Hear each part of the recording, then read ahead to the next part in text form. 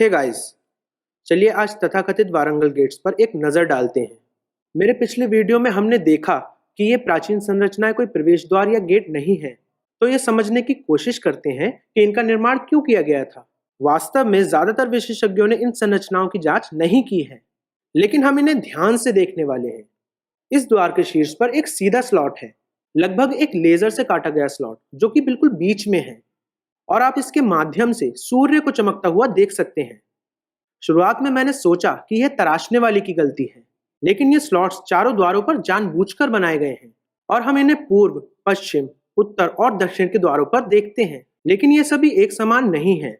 इन द्वारों के ऊपर आप चाबी के छेद जैसा सुराग देख सकते हैं। इन स्लॉट्स की स्थिति अलग अलग द्वार पर अलग अलग कीहोल में बनाई गई है। चलिए पूर्व दिशा के द्वार से शुरुआत करते हैं, और आप यहाँ देख सकते हैं कि इस स्लॉट को बाईं ओर से चौथे छेद पर बनाया गया है। इस स्लॉट को 3.5 या फिर 3.5 की होल पर डाला गया है। अब यदि आप दूसरे छोर पर बिल्कुल विपरीत संरचना की ओर जाते हैं, तो पश्चिम के द्वार पर बाईं ओर से तीसरे छेद पर एक स्लॉट है, पूर्व गेट की तरह चौथे छेद पर नहीं। तो पश्चिमी द्वार पर स्लॉट की स्थिति 2.5 है। अब याद रखिए कि मैं इस साइड के केंद्र से सब कुछ देख रहा हूं, और यदि आप पूर्व और पश्चिम के द्वारों को साथ साथ देखते हैं तो वे ऐसे दिखते हैं। ये एक समान नहीं है, स्लॉट्स की स्थिति अलग अलग है। बेशक विशेषज्ञ यह तर्क देंगे कि ये आदिम मूर्तिकारों द्वारा की गई सरल गलतियां हैं और इनका कोई अर्थ नहीं है, लेकिन मैं आपको दिखाऊंगा कि विशेषज्ञ गलत क्यों हैं। अब चलिए उत्तर की ओर के द्वार की ओर चलते हैं, और फिर से यह सीधा स्लॉट चौथे या 3.5 की होल पर है। यदि आप दक्षिण की ओर विपरीत द्वार को देखते हैं तो स्लॉट तीसरे या फिर 2.5 की होल पर दिखाई देता है। तो आप इस तरह एक पैटर्न देख सकते हैं। पूर्व और पश्चिम के 3.5 और 2.5 पर हैं, और उत्तर और दक्षिण के भी 3.5 और 2.5 पर हैं। इस जटिल पैटर्न का क्या मतलब है? यह साबित करता है कि हमारे इतिहास की किताबों में मौलिक रूप से कुछ गलत है।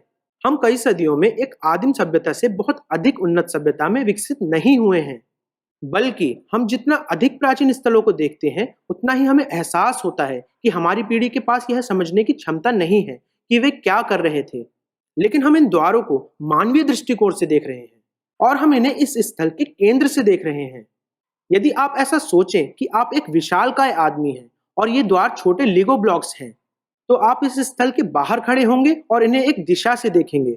यदि आप इस साइड के बाहर जाते हैं और पूर्वी गेट को देखते हैं, तो आप अचानक महसूस करते हैं कि स्लॉट 3.5 पर नहीं बल्कि 2.5 पर है। अब अगर हम किसी एक बिंदु पर खड़े होकर बाहर से पूर्व और पश्चिम दोनों द्वारों को देखते हैं, तो ये स्लॉट्स वास्तव में समान हैं।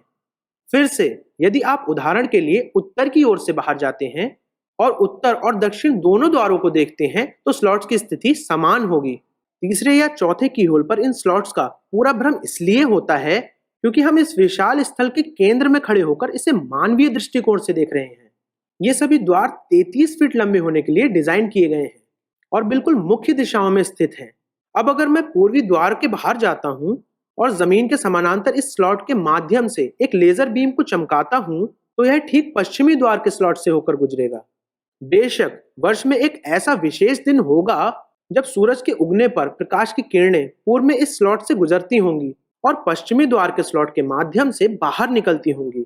हमें खगोलविदों से इस विशेष दिन और इसके महत्व की गणना करवानी होगी। यदि हम पूर्वी द्वार और पश्चिमी द्वार पर इन स्लॉट के बीच एक लंबा पोल लगाते हैं और उत्तर और दक्षिण के द्वारों के बीच एक और पोल लगाते हैं, तो ये पोल इस स्थान के केंद्र में मिलेंगे और गोले का चौथा भाग बनाएंगे, और इन पोल्स की छाया जमीन पर पड़ेगी जो कि सेकंड के सटीकता से समय बता सकती है, और इसे विभिन्न विशेषताओं वाले एक कैलेंडर के रूप में भी इस्तेमाल किया जा सकता है। भारत में जंतर मंतर जैसी जगहों पर ऐसे कई विशाल खगोलीय उपकरण हैं। उदाहरण के लिए यह उपकरण बहुत बड़े हैं और प्राचीन वैदिक ग्रंथों पर आधारित हैं। हम इस स्थान पर एक बहुत उन्नत साधन बना सकते हैं क्योंकि इन संरचनाओं पर कई तरह की विशेषताओं को उकेरा गया है और यह समझना मुश्किल है कि वे किस चीज के प्रतीक हैं। उदाहरण के लिए आप सप्ताह के 7 दिनों के लिए 7 कलियां देख सकते हैं, और यहाँ 6 की होल हैं, वर्ष के हर महीने के लिए आधे। और इस बात पर विशेष ध्यान दें कि कुछ की होल आंशिक रूप से कैसे बंद हैं और कुछ खुले हैं। ये विवरण भी द्वारों के बीच अलग अलग हैं। अब ध्यान रखें कि उत्तरी और दक्षिणी द्वार भी हैं, और कल्पना करें कि उनका उपयोग कैसे किया गया होगा।